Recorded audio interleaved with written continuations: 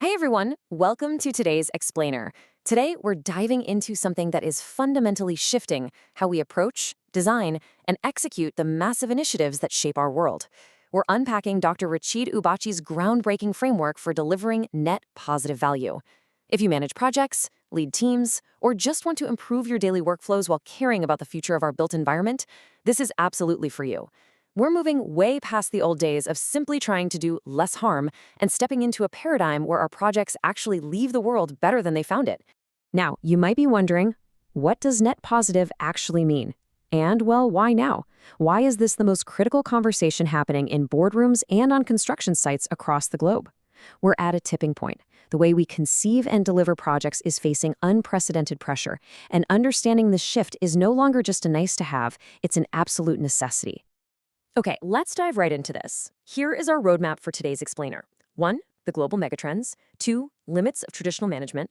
3. The net positive imperative. And 4. Journey through the framework. Part 1. The global megatrends. Now, what's really interesting about this is the complex intersection we find ourselves in. Picture high-density urbanization right next to vast solar arrays, wind turbines, and high-speed, low-emission rail networks. Above it all, think about the natural resources, the climate, and the technology that bind our global ecosystem together.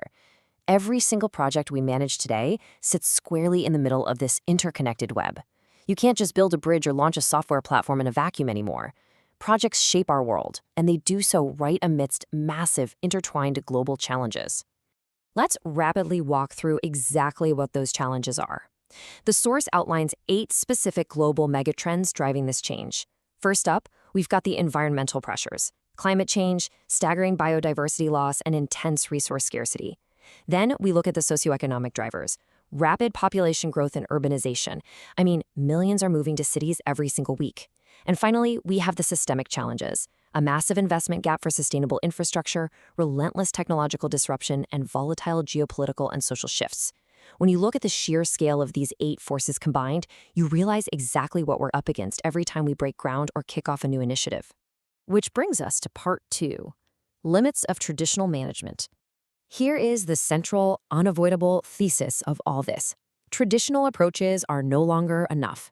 The old constraints of just trying to hit a budget, meet a schedule, and fulfill a basic scope, they're completely inadequate when you're dealing with climate urgency and resource scarcity. Doing the bare minimum just to not fail is a total recipe for long-term disaster. And this brilliantly illustrates the stark contrast between the past and the future.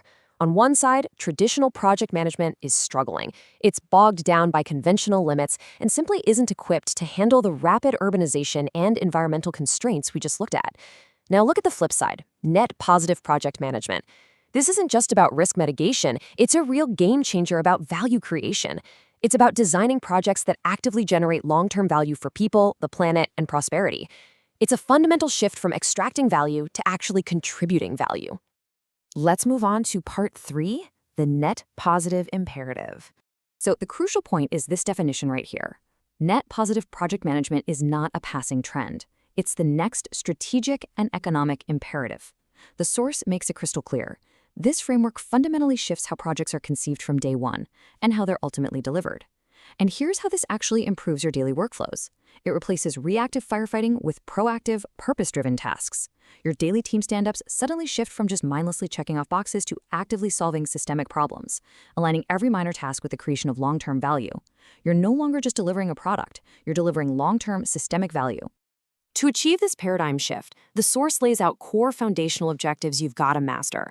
You must deeply understand those critical sustainability megatrends we discussed. You need to be able to explain the limitations of conventional management to your stakeholders. You have to actively articulate the business and societal case, proving that doing good is actually good business. And finally, you must recognize the absolute urgent need for these net positive outcomes. If you can integrate these 4 principles into your daily workflow, you literally transform from a task manager into a true value architect. And that leads us to Part 4, Journey through the Framework.